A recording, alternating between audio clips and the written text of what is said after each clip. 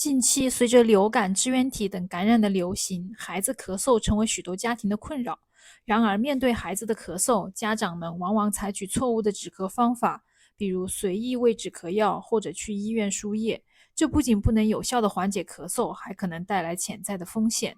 咳嗽并非疾病，而是一种症状，其背后可能隐藏着不同的病因。根据咳嗽的持续时间，我们可以分为急性咳嗽、迁延性咳嗽和慢性咳嗽。不同类型的咳嗽，其病因和治疗方案也各有不同。在治疗咳嗽前，家长们需要明确两点：一、咳嗽是人体的保护性反射，有助于清除呼吸道内的异物和分泌物，因此不建议盲目止咳；二是常见的口服非处方咳嗽和复方感冒药，对于6岁以内的儿童并不安全，可能引发毒性反应。那么，如何正确处理孩子的咳嗽呢？首先要根据咳嗽的原因进行针对性的治疗，比如上呼吸道感染引起的咳嗽一般无需特殊治疗，而肺炎引起来的咳嗽就需要就医处理。其次，家长也可以通过补充水分、使用加湿器和喝蜂蜜等方法缓解咳嗽症状。最后，家长需要密切观察孩子的病情变化，